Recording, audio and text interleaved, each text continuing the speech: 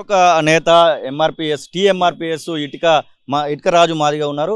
మీరు చెప్పండి, ముఖ్యంగా ఇది మాదిగలకు సంబంధించినటువంటి పోరాటంగా గత 3 దశాబ్దాలుగా మనం చూస్తూ ఉన్నాం. మొత్తానికి సుప్రీంకోర్టు నుంచి 2004 తీర్పును అయితే కొట్టివేసినటువంటి సందర్భం. 2004లో ఈవి చిన్నయ్య గారు వేసిన పిటిషన్ని సుప్రీంకోర్టు కొట్టేయడం జరిగింది.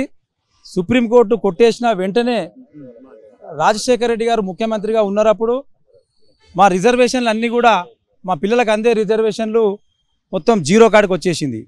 మరి 2004 నుంచి ఇప్పటి వరకు నిన్న పొద్దుటి వరకు కూడా సుప్రీంకోర్టులో పంజాబు హర్యానా వాళ్ళు కేసు వేసిర్రు. 2004లో కొట్టేసిన పిటిషన్ మీద వేస్తే సుప్రీంకోర్టు దాన్ని వాదోపవాదాలు చేస్తూ కేసు నడుస్తూ 2020కి వచ్చేవరకు ఆ కింది బెంచ్ సుప్రీంకోర్టులో ఉన్నటువంటి అనిల్ మిశ్రా బెంచ్ 5 మందితో కూడిన ధర్మాసనము ఒక స్టేట్మెంట్ ఇచ్చింది.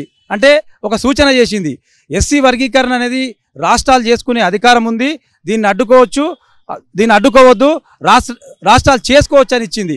అది ఎందుకు ఇచ్చిందంటే దేశంలో 29 రాష్ట్రాలు ఉన్నాయి, ఒక్కొక్క రాష్ట్రంలో ఒక్కొక్క రకంగా ఎస్సీల జనాభా ఉంది కాబట్టి రిజర్వేషన్ అందని కులాలు ఉపకులాలు చాలా ఉన్నాయి.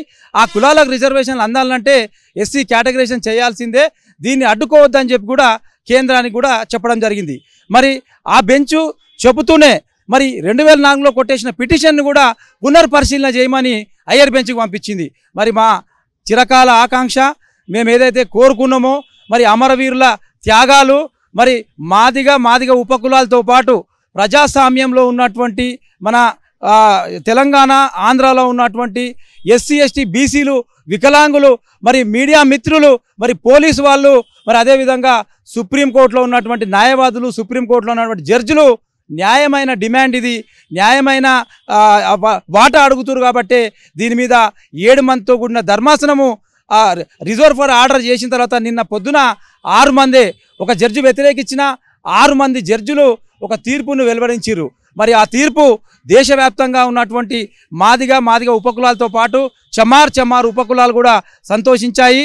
మరి నిన్న పొద్దున జరిగిన తర్వాత వెంటనే అసెంబ్లీలో రేవంత్ రెడ్డి గారు ముఖ్యమంత్రి అయిన తర్వాత ఆయన మొదట అసెంబ్లీలోనే, అంటే తీర్పు వచ్చిన వెంటనే అసెంబ్లీలోనే వర్గీకరణ ఎట్టి పరిస్థితుల్లో తెలంగాణ రాష్ట్రంలో మొదట నేనే, దేశం మొత్తంలో అన్ని రాష్ట్రాల్లో ఫస్ట్ నేనే అమలు చేస్తా అని చెప్పడం, మరి అక్కడ ఏదైతే ఉద్యోగాల నోటిఫికేషన్ ప్రకటించినో ఆ ప్రకటించిన దాని మీద కూడా నేను రిజర్వేషన్లు వాళ్ళకి అందే విధంగా ఏ రకంగా చేయాలనో ఆ రకంగా నేను నష్టపోకుండా చేస్తానని చెప్పి కూడా హామీ ఇవ్వడం జరిగింది.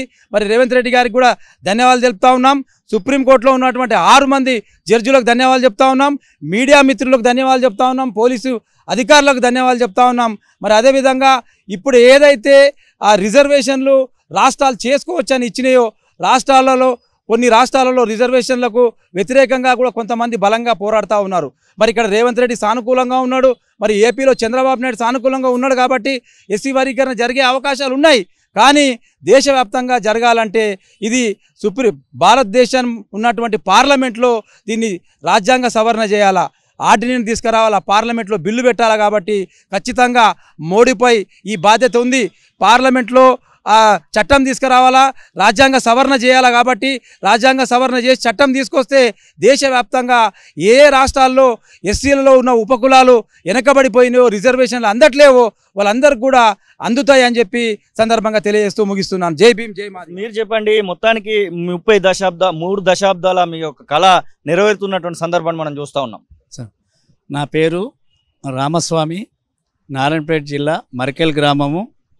30 సంవత్సరాల నుంచి ఏబిసిడి వర్గీకరణ చేయాలని టీఎంఆర్పిఎస్ ఆధ్వర్యంలో ఇటుకరాజ్ అన్న నాయకత్వంలో మరి చాలా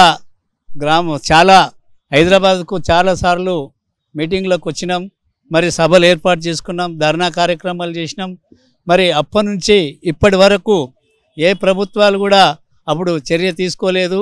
ఇప్పుడున్నటువంటి గౌరవ జడ్జీలు, సుప్రీంకోర్టు జడ్జీలు 6 మంది జడ్జీలు సుప్రీంకోర్టు ఏబిసిడీలు చేయడం న్యాయమే అని వాళ్ళు చెప్పడము ఈ దేశ ప్రజలు మొత్తం హర్షించిండ్రు. మరి ఎన్నో సంవత్సరాల నుంచి ఈ కళ నెరవేరింది ఏబిసిడీలు చేయడము. మరి ఇప్పుడున్న ముఖ్యమంత్రి వర్యులు గౌరవనీయులు రేవంత్ రెడ్డి గారు అసెంబ్లీలో కూడా మేము దీన్ని స్వాగతిస్తున్నాము. ఏబిసిడి వర్గీకరణకు మేము అనుకూలమే ఉన్నాము. మేము ఆర్డినెన్స్ తీసుకొచ్చి ఇప్పుడున్న 30-40 వేల ఉద్యోగాలు ఇచ్చినా కూడా ఆ ఆర్డినెన్స్ ప్రకారంగానే మేము అలాట్మెంట్ చేస్తామని నిన్ననే అసెంబ్లీలో ప్రకటించారు. సంతోషమైనటువంటి విషయము. గౌరవ ముఖ్యమంత్రి గారికి కృతజ్ఞతలు తెలియజేస్తున్నాము. మంత్రులకు కూడా కృతజ్ఞతలు తెలియజేస్తున్నాము. మరి మా యొక్క కళ నెరవేరింది.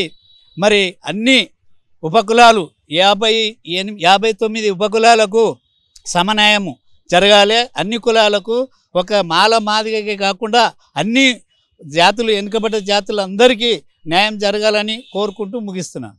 అసలైన తొలి వెలుగు. ఫాలో వాట్సాప్ @తొలి వెలుగు official.